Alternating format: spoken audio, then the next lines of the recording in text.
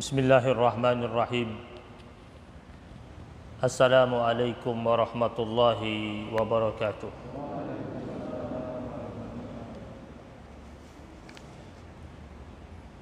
Alhamdulillahi rabbil alamin.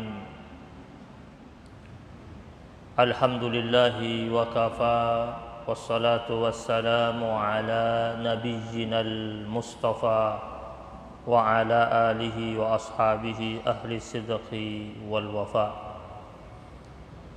Allahumma salli ala sayyidina Muhammad wa ala ali sayyidina Muhammad wa barik ala sayyidina Muhammad wa ala ali sayyidina Muhammad fil alamin innaka Hamidum Majid. Subuhun kudusun Rabbuna wa Rabbul malaikati warruh. Muslimin muslimat jamaah salat maghrib Masjid Jami' Al-Mubarakah yang dirahmati Allah Subhanahu wa taala. Alhamdulillah, segala puji bagi Allah terus menerus kita persembahkan dari waktu ke waktu, dari detik ke detik, atas limpahan rahmat dan karunia serta rangkaian kebaikan dan kebaikan yang Allah turunkan kepada kita, sehingga sampai detik ini Allah masih memperkenankan kita untuk berada di atas bumi-Nya, mempersembahkan amaliyah ibadah kita, kesalehan kita, kebaikan kita semata-mata hanya untuk Allah Subhanahu wa taala. Dan kita berharap semoga apa yang kita lakukan sampai detik ini mendapatkan catatan kebaikan dan limpahan rahmat dari Allah Subhanahu wa taala. Jemaah yang dirahmati Allah Subhanahu wa taala, di dalam hadis yang diriwayatkan oleh Abu Daud, Rasulullah sallallahu alaihi wasallam pernah berpesan kepada sahabat-sahabatnya. Nabi dalam pesannya tersebut mengkisahkan tentang tragedi yang bakal terjadi dan menimpa umatnya. Rasul bersabda, yushikul umamu an tuda'a alaikum kama tada'al akalah ila qas'atiha. Hampir saja orang-orang kafir, orang-orang yang sesat mengerumuni kalian seperti mengerumuni makanan yang berada di atas piring atau wadah makanan. Jadi Nabi menggambarkan nanti umatnya Nabi ini akan dikerumuni oleh orang-orang kafir seperti orang yang sedang ingin menyantap makanan. Faqala qailun, lalu berkata salah seorang sahabat bertanya kepada Nabi, wa min qillatin nahnu yawma idzin ya Rasulullah. Apakah pada waktu itu jumlah kita sedikit, wahai Rasul? Kata Nabi, tidak. Bal antum yauma idzin katsir. Pada waktu itu jumlah kalian banyak, tidak sedikit, tetapi dimainin,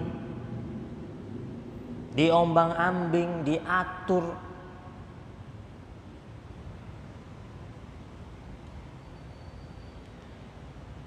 Nabi bilang, bal antum yauma idzin katsir walakinnakum ghusaun ka ghusa'is sail. Tapi jumlah kalian yang banyak itu seperti buih yang berada di atas lautan. Bahkan ada ulama ahli hadis yang menafsirkan ghusaun ka ghusais sail itu seperti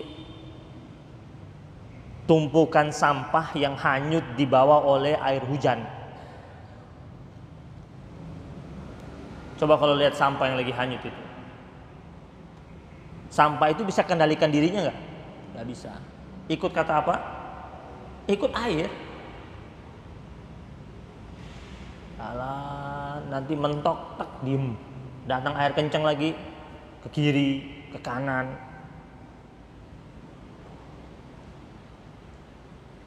Atau kalau mau diartikan secara harfiahnya, Nabi katakan seperti buih. Pernah lihat buih di lautan? Kalau kita duduk di tepian pantai, datang ombak, bersamaan dengan ombak tersebut, buih. Berapa lama kita lihat buih tersebut? Sebentar. Hilang ombaknya, hilang buihnya. Datang, kalaupun dia ada di atas permukaan laut, datang hembusan angin, hilang. Ya, dia terombang-ambing, dia pun hilang. Ini Nabi gambarkan tentang potret umat muslimin nanti di akhir zaman. Lanjut lagi, Nabi katakan,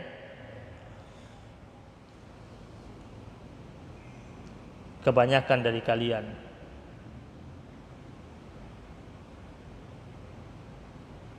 ketika berhadapan dengan musuh-musuh tersebut,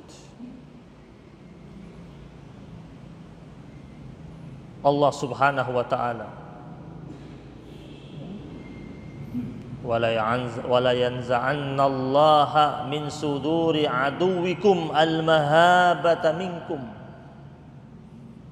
Allah Subhanahu wa taala mengangkat dari hati-hati musuh-musuh kalian al-mahabah, kewibawaan. Maksudnya kewibawaan umat muslimin hilang. Wala yanza'annallah, kalian sudah seperti buih di lautan dan Allah Subhanahu wa taala mencabut kewibawaan. Wibawa umat muslimin enggak ada, dicabut sama Allah Subhanahu wa taala. Berhadapan sama musuh, wibawanya enggak ada. Berikutnya, apa penyebabnya? Wibawa nggak ada. Bahkan musuh-musuh kita ini nggak ada gentar sama kita, nggak ada takut sama sekali. Jumlah banyak, tapi nggak dianggap. Kata Nabi pada waktu itu, kalian ditimpa oleh penyakit al-wahn. Penyebabnya itu. Sahabat bertanya kepada Rasul, apa itu wahan? Kata Nabi, hubbud dunya wa karahiyatul maut. Hubbud dunya wa karahiyatul maut. Cinta dunia dan benci akan kematian. Umat muslimin kalau sudah ditimpa penyakit ini, secara kuantitas jumlahnya banyak sekalipun, nggak akan ada apa-apanya. Nggak akan ada apa-apanya. Nah, kita ini terkadang sering bangga dengan majority rule ini, jumlah yang banyak, bangga kita, euforia dengan jumlah yang banyak. Tapi ternyata jumlah yang banyak tidak mampu berbuat apa-apa. Ini seperti sekarang. Penyebabnya apa? Penyebabnya nggak jauh, kata Nabi, cuma satu aja, wahan ini. Cinta dunia dan benci akan kematian. Berapa banyak orang karena cintanya sama dunia, dia gadaikan akidahnya, dia jual syariatnya, dia tanggalkan tauhidnya, hanya untuk jabatan yang tidak begitu lama, tapi dia gadaikan prinsip-prinsip keimanannya dengan Allah Subhanahu wa ta'ala. Disebabkan apa? Hubbud dunia. Sedangkan dunia itu sebentar. Dunia itu permainan, dunia itu senda gurau. Ini Allah gambarkan kepada kita dalam Al-Qur'anul Karim, surat Al-Hadid ayat 20. I'lamu annamal hayatud dunya la'ibun wa lahwun. Ini hadis Nabi tadi. Nabi mengatakan waspada terhadap yang pertama hubbud dunya. Allah tekankan di Al-Qur'an surat Al-Hadid ayat 20. Ketahuilah bahwasanya kehidupan dunia itu la'ibun wa lahwun. Permainan dan senda gurau. Kita ini bermain ya? Bermain. Coba kita jujur. Selama kita hidup di dunia ini, serius sama bermain lebih banyak mana? Lebih banyak mana? Lebih banyak main. Bahkan sesuatu yang serius saja kita masih main. Contoh nih, sholat itu serius kan? Serius. Dan butuh keseriusan tidak? Butuh keseriusan. Karena berhubungan dengan Allah ini, menghadap Allah. Nah di tengah sholat saja kita masih main itu. Apa buktinya? Kita masih ingat selain Allah, masih ingat pekerjaan kita, masih ingat usaha kita, masih ingat bisnis kita, masih ingat masalah kita, masuk semua di situ. Maka wajar Allah katakan hidup kalian di dunia itu la'ibun wa lahwun.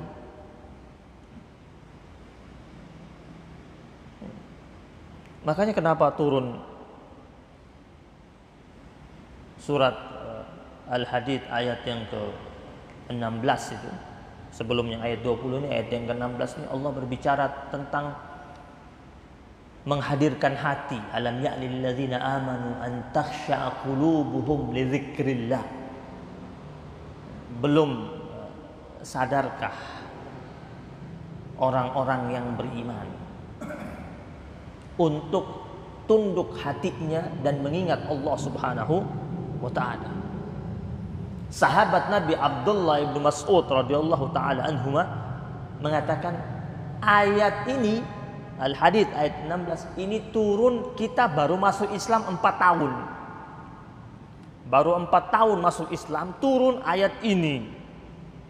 Karena Allah menginginkan yang beragama Islam, yang masuk Islam, dia benar-benar pegang ketundukannya kepada Allah Subhanahu wa taala. Jadi perintah khusyuk itu bukan perintah main-main sebenarnya. Itu turun itu baru 4 tahun. Sahabat-sahabat Nabi masuk Islam turun. Alam ya'nil ladzina amanu an takhsha'a qulubuhum li dzikrillah. Maksudnya ingat Allah itu ada khusyuk di situ. Nah, salat itu kan bagian dari ingatan kita kepada Allah Subhanahu wa taala. Kita duduk meeting, rapat di tempat-tempat, di meeting point. Tentunya bicara hal-hal penting. Jujur aja, berapa lama kita ngobrol serius tentang pekerjaan? Setelah itu ngobrolnya apa? Udah pindah kemana-mana. Kita bahas pekerjaan itu mungkin cuma setengah jam. Duduk 2 jam itu setengah jam berikutnya itu bicaranya kemana-mana sudah. Bahas yang nggak perlu-perlu. Karena sudah selesai bahas itu, yang serius. Allah katakan la'ibun wa lahwun. Makanya ulama mengatakan al-hayatu hikayah, hidup itu cerita. Faj'al hayataka ahlal hikayah. Maka jadikanlah hidupmu itu sebagai cerita yang baik, cerita yang manis. Lanjut lagi.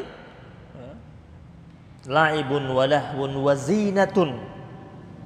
Kehidupan dunia perhiasan. Perhiasan. Orang menghias diri dengan tampilan, bungkusan, gedung dihias, bangunan dihias, ruang dalamnya dihias. Dunia. Ya. Allah katakan zina. Hiasan semuanya. Dan hiasan pasti tidak menunjukkan aslinya. Gedung-gedung megah itu yang dibungkus dengan kaca itu, kalau ditanggalkan kacanya udah nggak enak dilihat. Iya. Tampilan orang di depan umum. Coba, orang ketika dia keluar dari rumahnya sama dia berada di rumahnya beda. Karena sudah banyak dempulannya semua. Tambal sana, tambal sini. Allah katakan hidup dunia ini hiasan. Dan perhiasan tidak ada yang bertahan lama.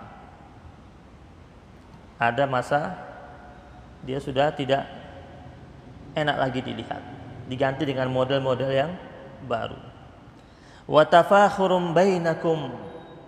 Hidup dunia juga kata Allah diisi dengan saling berbangga-bangga di antara kalian.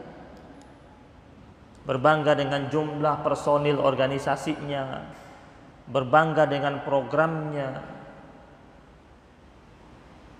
berbangga dengan penghasilannya. Wa takatsurum fil amwal. Berbangga dengan jumlah asetnya, jumlah perusahaannya, jumlah hartanya, depositonya. Coba kita perhatikan di media-media sosial. Yang banyak subscribe-nya itu, yang subscribe-nya paling banyak siapa? Acara-acara yang unsurnya duniawi. Coba yang unsur agama, yang ceramah-ceramah. Yang like berapa? Yang subscribe berapa? Tapi ketika bicara tentang dunia, bicara tentang kendaraan, tentang mobil, walaupun itu sandiwara semua, belum tentu itu mobil dia. Dia lagi disuruh untuk ngiklanin itu mobil. Nonton kita, subscribe kita.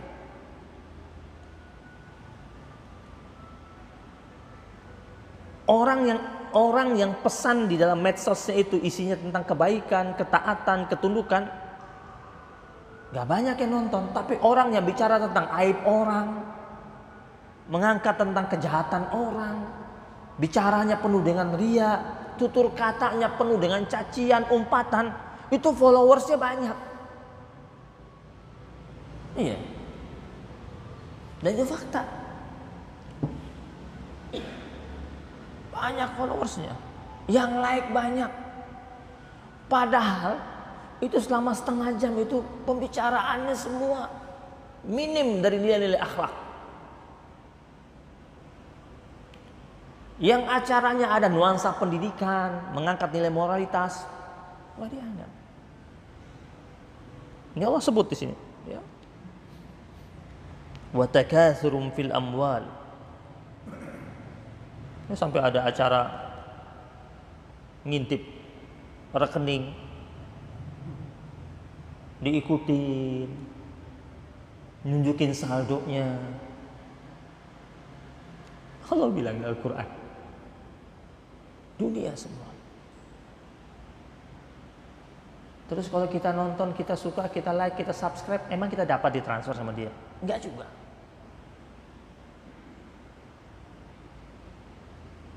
Malah dia dapat duit lagi. Wal aulad, bangga dengan jumlah anak yang banyak. Kalau ketemu ngomong tentang anaknya sudah begini, sudah bisa buat ini, buat itu, kesuksesan anaknya. Kurang merenungi bahwasanya anak itu amanah yang Allah titipkan, yang bakal diminta pertanggungjawaban di yaumil akhir. Allah katakan semua itu kamatsali ghaitsin a'jabal kuffara nabatuhu thumma yahiju fatarahu musfarra. Seperti di dunia yang penuh dengan permainan tersebut adalah sesuatu yang mentakjubkan petani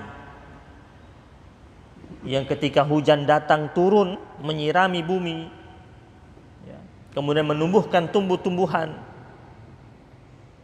dan setelah tumbuh-tumbuhan tumbuh berkembang, kemudian fatarahu musfarra, kemudian engkau melihat tumbuh-tumbuhan tersebut tumbuh, setelah itu dia menjadi menguning. Setelah dia menguning, summa yakunu hutama, menguning, mengering, dan yakunu hutama, jadi hancur. Makanya ada neraka namanya al-hutama, wa ma adraka mal hutama. Orang yang dimasukkan ke hutama, dia pasti akan luluh lantah, dia hancur dia. Allah ibaratkan seperti itu, seperti tumbuh-tumbuhan yang ketika dia tumbuh indah kita lihat. Berapa lama indah kita lihat? Sebentar saja. Hijau, menguning, kering, rontok. Kita di dunia seperti itu. Tumbuh kita, menjadi dewasa, menjadi berguna dan bermanfaat, menduduki posisi penting, terhormat, disanjung, mulia, dikawal kemana-mana. Berapa lama? Setelah itu hilang masa jabatannya, mulai dijauhi oleh orang-orang yang berada di sekitarnya dahulu. Orang-orang yang berada di sekitarnya dahulu sekarang pindah mencari orang baru lagi yang sudah duduk di posisi tersebut. Dia sudah mulai ditinggalkan, sendirian, tinggal dia sama beberapa keluarganya. Lalu dia meninggal dunia. Dikenang berapa lama? 1, 3 malam, 7 malam, seminggu, 2 minggu. Setelah itu yang dulunya menangis ketika dia pergi sudah mampu tertawa lagi. Bahkan ada yang terkadang dia nangis ketika orang tersebut pergi, setelah dimakamkan malam sudah ketawa. Begitu cepat dunia ini. Jamaah yang dirahmati Allah Subhanahu wa taala.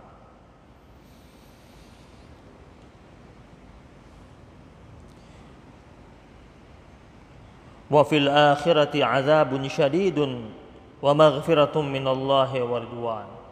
Nah, yang hidup di dunia ini nanti episode dia di akhirat adalah 2 episode. Ada yang mendapatkan azab, ada yang mendapatkan ridwan.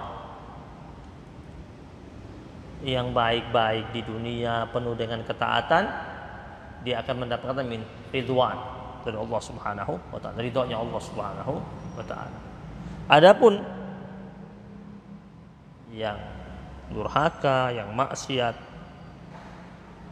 dia akan mendapatkan azabun syadid, azab yang amat sangat pedih. Wa mal hayatud dunya illa mata'ul ghurur. Dan tidaklah kehidupan dunia, kata Allah, kecuali kesenangan yang menipu. Jadi Allah sebut yang pertama di atas tadi. Di atas Allah sebut apa? La'ibun wa lahwun. Yang terakhir Allah katakan mata'ul ghurur. Yang pertama Allah katakan i'lamu, ketahuilah. Kenapa Allah katakan i'lamu? Karena kebanyakan kita nggak sadar. Maka Allah katakan i'lamu, ketahuilah, sadarilah bahwasanya kehidupan dunia itu la'ibun wa lahwun. Terus ditutup di akhirnya mata'ul ghurur. Memang ada kesenangan? Iya, ada kesenangan. Dan itu Allah yang kasih kesenangan tersebut. Zuyyina lin-nasi hubbus syahwat minan nisa wal banin wal qanatiril muqantarati minaz zahabi wal fiddati wal khailil musawwamati wal an'am wal hars. Allah sebut dalam surat Al-Imran. Itu persembahan Allah yang bikin kita jadi jatuh cinta, suka, ada syahwat. Allah yang kasih itu semua. Senang dengan perhiasan, cinta sama anak-anak, suka sama gedung-gedung pencakar langit, tempat-tempat yang indah, suka dengan hewan-hewan ternak, hewan-hewan tunggangan, mobil-mobil mewah. Allah sebut semuanya. Tapi Allah katakan apa? Itu semuanya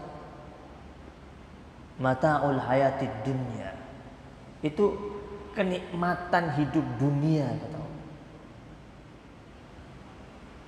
Yang bakal ditinggalkan semuanya. Itu persembahan Allah yang Allah kasih kita pakai. Yang dirahmati Allah Subhanahu wa taala.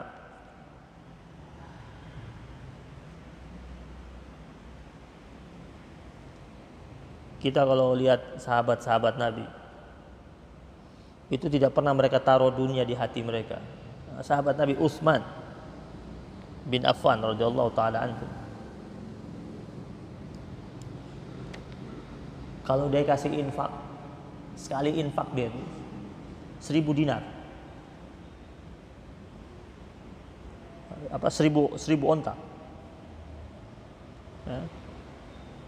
1.000 onta. Utsman, onta zaman dulu tuh kendaraan mewah. Sekali infak kasih 1.000. Itu sahabat-sahabat Nabi. Karena mereka tahu dunia hanya lewat aja. Ada salah seorang sahabat Nabi, saya lupa namanya. Dia lagi sholat di dalam kebunnya. Dia punya kebun besar, kebun korma, besar kebun kormanya. Dia sholat, dia ngurus kebunnya. Masuk waktu zuhur, dia sholat di kebunnya. Dia lagi sholat di kebunnya, ada burung masuk ke kebunnya. Ketika burung masuk ke kebunnya, dia asyik lihat itu burung. Lagi sholat ini, menghadap Allah. Burung masuk, dia asyik lihat burung lagi masuk, lihat dalam kebunnya. Dia khawatir nih nginap di mana nih burung ini. Masuk, jangan sampai ngerusak kormanya. Kormanya lagi berbuah, lagi mengkal-mengkalnya. Burung masuk. Dia lihat sampai burung itu tinggalkan kebunnya. Setelah dia selesai sholat, dia kaget. Ya Allah, gara-gara burung masuk kebun korma saya, rusak konsentrasi saya. Langsung dia pergi menghadap Rasulullah SAW. Apa dia katakan sama Nabi? Ya Rasulullah, kebun korma saya itu saya kasih semua sama engkau. Kata Nabi, kenapa? Gara-gara kebun ini saya sholat kacau konsentrasi saya. Gara-gara kebun ini saya lagi sholat, masuk burung, saya jadi perhatikan itu burung. Kemana nih burung ini? Muter-muter di kebun saya. Sampai burung itu pergi. Deh, saya serahkan kepada engkau untuk jihad fisabilillah. Karena dia merasa dunia merusak hubungan dia dengan Allah Subhanahu wa taala. Jangan dirahmati Allah Subhanahu wa taala. Makanya kenapa Imam Al-Ghazali rahimahullah, beliau mengatakan, kalau kau mau cari hatimu, kau cari hatimu pada 3 titik itu. Yang pertama, cari hatimu ketika engkau sedang sholat. Yang kedua, cari hatimu ketika engkau sedang baca Quran. Yang ketiga, cari hatimu ketika engkau sedang mengingat kematian. Kalau hatimu tidak ada pada 3 kesempatan tersebut, percuma kau hidup. Pesan Al-Imam Ghazali rahimahullah. Nah, Nabi tadi di awal-awal pesan sama kita, jangan terlalu berbangga dengan jumlah kita yang begitu banyak, tetapi kita mampu diombang-ambing, mampu dipermainkan. Kurang banyak apa? Majlis taklim banyak, majlis zikir banyak, majlis ilmu banyak, wisudawan hafal Quran ditelurkan tiap hari. Lalu pertanyaannya, kenapa semangat perjuangan kita menegakkan yang hak tak kunjung mendapatkan pemenangan dari Allah Subhanahu wa taala? Karena kalau orang yang berjuang alal haq, benar-benar alal haq, tidak mungkin dia dikalahkan oleh Allah Subhanahu wa taala. Ada ungkapan ulama begini, al-harbu baina haqqaini la takun. Pertempuran atau perselisihan antara 2 yang hak tidak akan pernah mungkin terjadi. Kita ini ada satu kelompok, ini kelompok A hak, kelompok B hak. Mereka tidak akan mungkin bertempur mereka, karena sama-sama hak. kalaupun mereka ada beda pendapat, itu perbedaan pendapat dianggap sebagai warna saja. Kenapa? Karena tujuannya sama, hak. Masalahnya sekarang banyak orang mengklaim perjuangannya hak, kelompok A hak, kelompok B hak, tapi ribut. Berarti belum benar-benar hak. Kan al-harbu baina haqqain la takun. Perselisihan antara dua yang hak tidak akan mungkin terjadi. Coba kita perhatikan ulama-ulama zaman dahulu.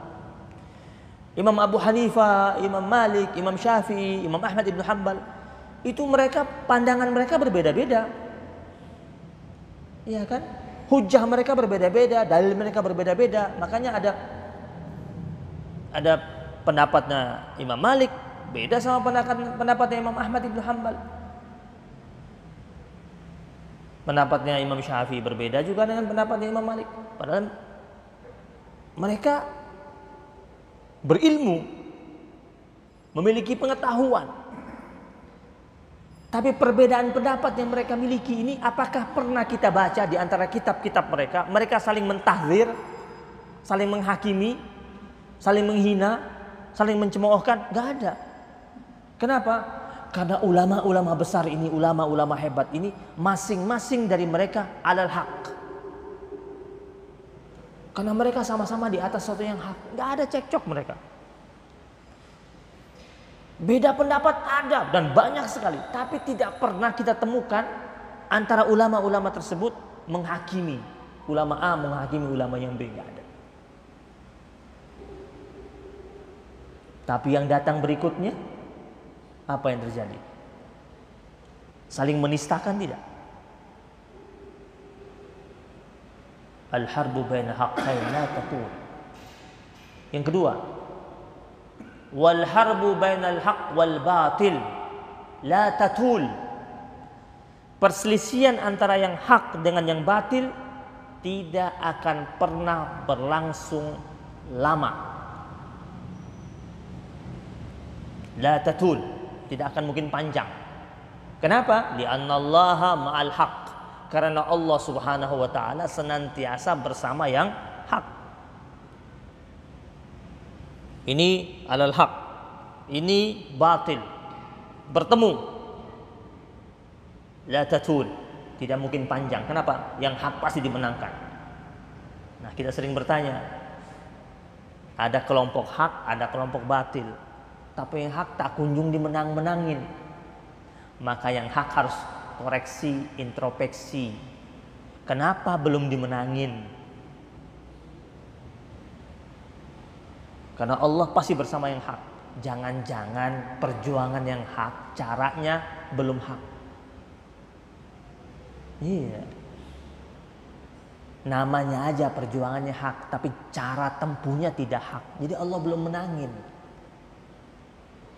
Coba lihat Nabi dan sahabat-sahabatnya. Selalu dimenangkan tidak? Selalu dimenangkan. Jumlah pasukan cenderung lebih sedikit. Amunisi perangnya itu tidak banyak dan terbatas. Tapi kok menang? Karena alal haq.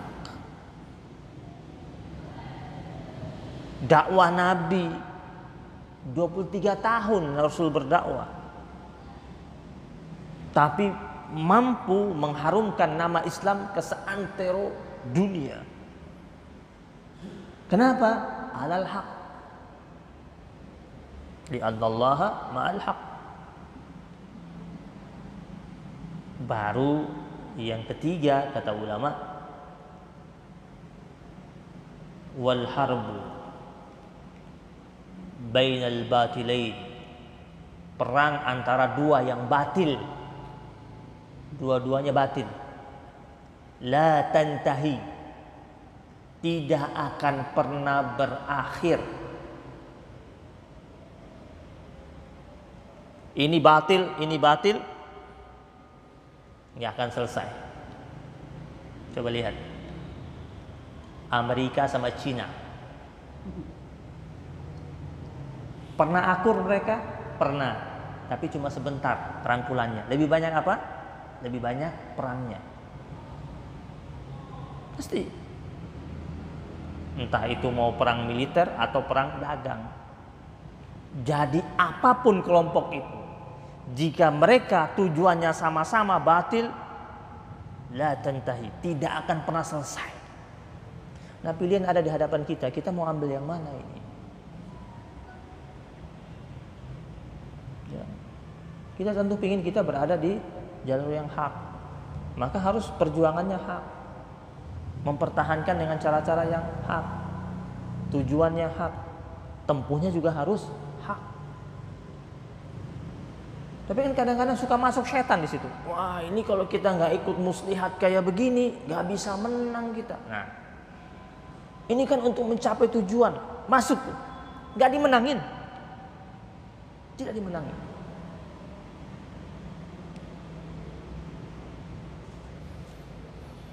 Jemaah dirahmati Allah Subhanahu Wa Taala. Rasul pernah bersabda dalam sebuah hadis riwayat Imam Bukhari dan Muslim dari sahabat Nabi Abu Sa'id Al-Khudri radhiyallahu taala anhu. Nabi bersabda, inna mimma khafu alaikum min ba'di, sesungguhnya yang paling sangat aku takutkan setelah aku wafat nanti, yang bakal menimpa umatku, ma yuftahu alaikum min zahratid dunya wa zinatiha, adalah ketika dibukakan kepada umatku tentang kemilau-kemilau dunia, bunga-bunga dunia, dan pernak-perniknya. Nabi khawatir ini. Nabi sudah bakal prediksi. Nanti umatku ketika mereka sudah mulai ditaburi dengan pernak-pernik dunia, aku takut sekali, kata Nabi. Mereka bakal jauh dari Allah dan dari Rasulnya. Dulu Nabi sama sahabat-sahabatnya sederhana. Belum ditemukan minyak bumi, belum ada AC. Nabi sudah tahu nih ke depannya ketika negara-negara muslim bertaburan dengan harta dan pernak-pernik, mereka akan lalai terhadap Allah dan Rasulnya. Dan itu ditakuti oleh Nabi. Dan itu salah satunya wahan, hubbud dunya. Belum lagi yang kedua, karahiyatul maut. Insya Allah dibahas pada pertemuan yang akan datang. Nanti insya Allah berikutnya kita tanbihul ghafilin, masuk di bab yang ke-11, bab tentang haqqul walidain, hak kedua orang tua yang patut kita tunaikan kepada mereka. Insya Allah kita akan bahas pada pertemuan yang akan datang. Rabbana taqabbal minna innaka antas samiul alim wa tub alaina ya maulana innaka antat tawwabur rahim. Allahumma sahhil umurana wa umura jami'al muslimina wal muslimat ya muyassir kulla asir fataysirul asir alayka yasir. Ya Allah ya Karim ya Rahman ya Rahim. Wa bihaqqi sayyidina Muhammadin wa ala ali sayyidina Muhammad alhamdulillahi rabbil alamin. Mari sama-sama. Ya Allah biha, ya Allah biha, ya Allah bi husnil khatimah. Ya Allah biha, ya Allah biha, ya Allah bi husnil khatimah. Ya Allah biha, ya Allah biha, ya Allah bi husnil khatimah. Ya Allah biha, ya Allah biha, ya Allah bi husnil khatimah. Wa lakum minkum. Assalamualaikum warahmatullahi wabarakatuh.